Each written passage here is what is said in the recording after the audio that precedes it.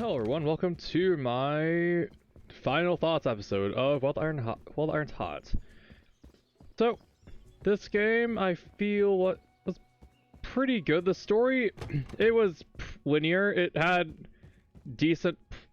The premise was good, it's just, you're a blacksmith, you do blacksmith things.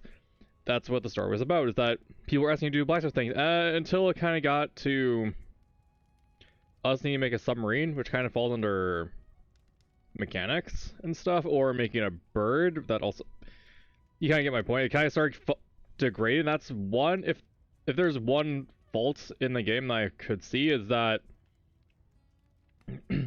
you making those other extra things were a little bit kind of weird for me as blacksmith, but in a place that has magic, as by the blue-gray flame that I have, I guess it's within the realm of possibility, but it's just the skill set was a little bit weird. And the game, my views of the minigames were that the minigames they're quick, they're fun. You could get they get better, they get faster if you did better things. I can't really show that off that well because I have and the good thing about this game is, I was just about to mention, is that you eventually get to a point that you just skip the minigames, or the minigames are this easy, where I just click, let's say, Damascus mold. In the first part of the game, this would move left or right and then bounce back, and you have to time it right, but now it's literally just, you just play the game, and that's how you get high quality stuff. Another thing that I think is more of a exploit than intended use is that you can take one ingot of something and turn it to 3, or even more by doing this, which I did do for the glass in Damascus, because this game, I'm like, I can either the one thing is, like, this game you could get really, if you want to grind out resources and get a lot of resources, you can do that, or you get far enough in the game where you get Boulder the Gatherer, you can get stuff from him, and then it's a waiting game then. And that's one of the things I like about this game. It gives you the option to either go out and mine and grind and do all that, or like pay someone to do it for you. And then there's the kind of in between one where it's like you just smith and you magically duplicate your resources, which is what you can do with iron strips, and even a plate if you can hit the sweet spot in the green. You can get a double proc out of that and get like a lot more resource out of it. That's one of the good things about this game. The story was straightforward. It kept on to what you expect. So it was just you get to the stall, the village, with some complications, gunpowder going a little bit kablooey. And then you get here, you start forging stuff. People need you, because there's a blacksmith here for years, but if you watch the videos, you know that's the premise of the story. And you just go out, and it kind of progresses that way. The only issue I have with the story was towards the end, was that it felt like there was more to do in the end of the game, but it just ends. Like when I was recording the session of that yesterday, it was I knew it ended because it gave me the achievement popped up for me in the lower rank. You guys wouldn't have seen it, but I saw it. I'm like, oh, and for me I'm like, oh, the game's over, because it literally was Dragon Whisperer was the achievement name, and it just said like, okay, you talk to the dragon and Opal's exiled. I'm like, oh, so that means everything's resolved. And that ending kind of, it gives you the, okay, everything kind of wrapped up nicely, and Deus Ex Machina, all the chiefs are here, we got Opal, and the bad guy got put into the jail cell, we're all gonna live happy, beautiful life. It just kind of that classic happy ending, where it could have been more like, they definitely could have done more of the dragon, where it's like, okay, because that's where I thought it was going a little bit, was that like Jerry's like, okay, you're different. You you aren't interested in the power that Adamas can give. You're interested in just doing your job and helping people out. So what they could have done was they could have done, okay, take this piece of Adamas and show me what good you can make of it. Which is what we did in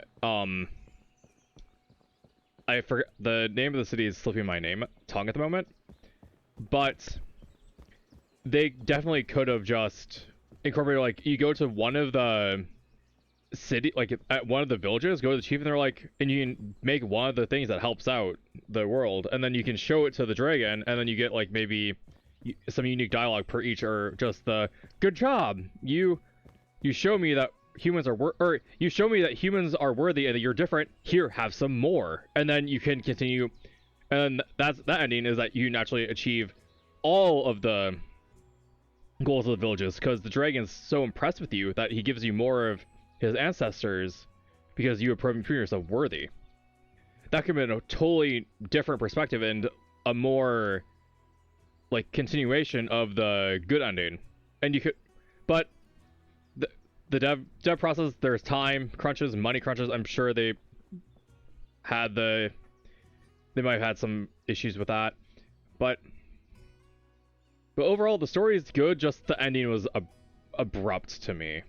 Where if I went with bad ending and hid, that ending might have been a little better, because I think that's you make opal weapons, you defeat the dragon, and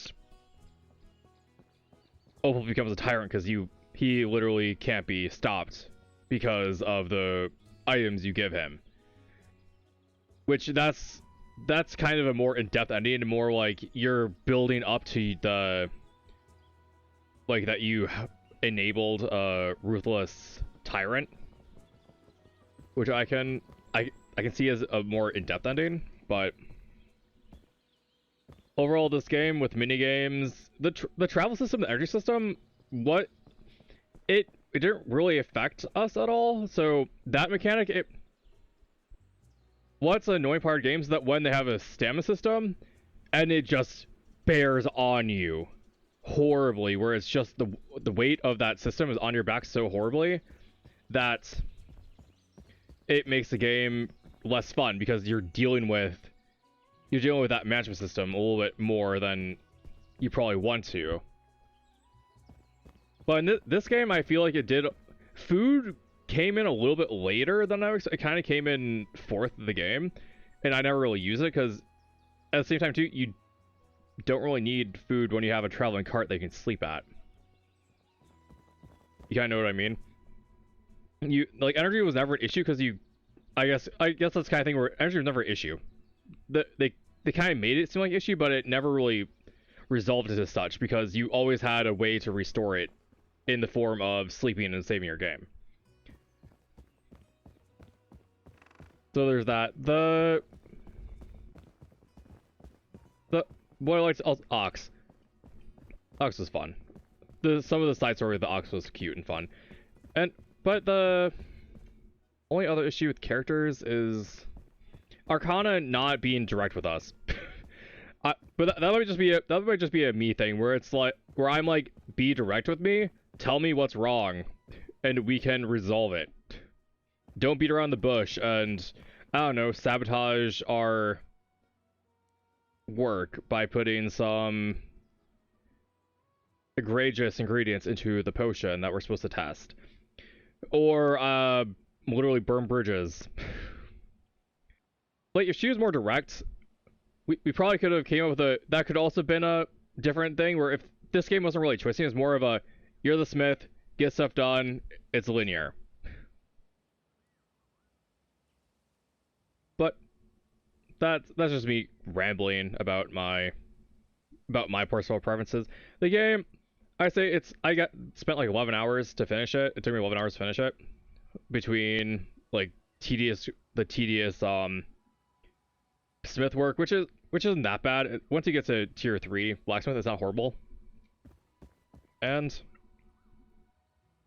some of the characters fun. The sneaky boss I liked a lot. Arcana, after I I had some issues with her motives, but I think how her character was done was pretty good because she does it she's distrustful, and her thing is she's trying to do it for the greater good of everyone.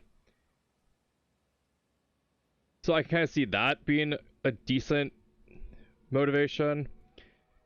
The Ox, of course, is the best friend, best bud. You can always trust in the Ox. Not to Vaster. Dristan was also really good. Cause that guy, you can probably ask him. You ask him for a pickaxe and a axe. He's got that on hand, which is really nice for a game. But anyway, I think for this game I give it probably 4.5 smelted ingots out of 5. And with that, I think that's it for the final thoughts video. So, if you liked this video, please like and subscribe. As always, I'm Ergo, and I'll see you next one. Goodbye, and have an amazing rest of your day.